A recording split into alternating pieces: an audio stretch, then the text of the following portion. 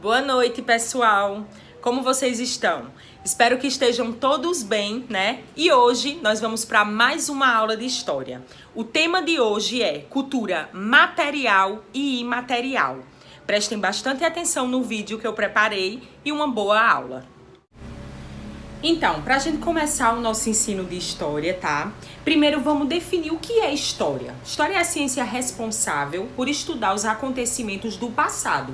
E esse estudo, no entanto, não é feito de qualquer maneira, claro, pois o historiador, em seu trabalho, em seu ofício, ele deve colocar em prática uma análise crítica do seu objeto de estudo, a fim de racionalizar a conclusão sobre os acontecimentos investigados. E o que é que ele estuda, professora? Justamente as fontes históricas.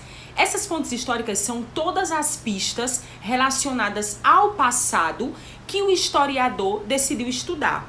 Por exemplo, elas podem ser tanto itens materiais quanto imateriais, certo? Que são produzidas pela ação do próprio homem. As fontes históricas, elas são fundamentais para que o historiador possa realizar o seu trabalho de investigação do passado humano. Quando a gente fala, vou dar exemplo agora, vocês vão compreender. Quando a gente fala em fontes materiais, estamos falando de vestígios concretos que a gente pode pegar, produzidas pelas mãos humanas, como por exemplo, textos, pinturas, fotos, filmes, roupas, construções. Agora, no caso das imateriais, é aquilo que é obtido, certo? Das pessoas, tá? E em determinado fato ou acontecimento histórico, certo? Por exemplo, as lendas, as histórias que é passado de geração em geração pela cultura oral de um povo. Porque para vocês terem ideia, nem sempre o homem, ele soube escrever, não. A gente não tinha uma linguagem já escrita. Então, todas essas sabedorias, muito das sabedorias indígenas, por exemplo, né, o folclore, a mula sem cabeça, o saci-pererês que a gente conhece, foi passado de geração em geração, através da linguagem oral.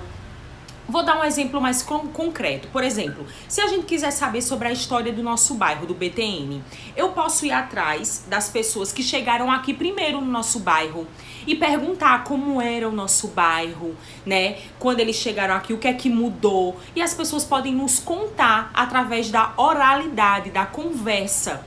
E isso também é uma fonte histórica que pode ser levada em consideração.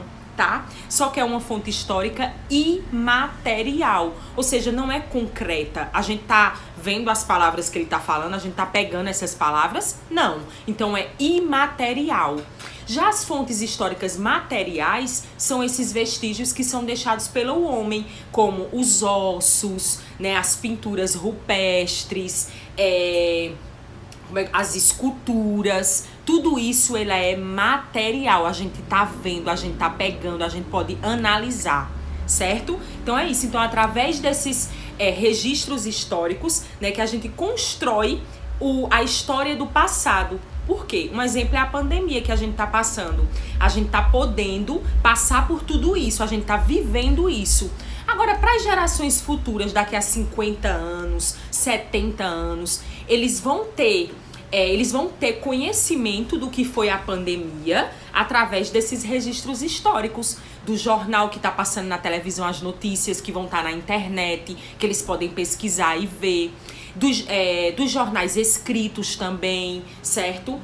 De tudo, dos sites, por exemplo, quando a gente abre o Instagram, que vê o site da prefeitura, que sai todos os dias, quantos foram infectados, quantos tiveram suas vidas salvas. Então, tudo isso vai ser o quê? Registros e fontes históricas para as futuras gerações.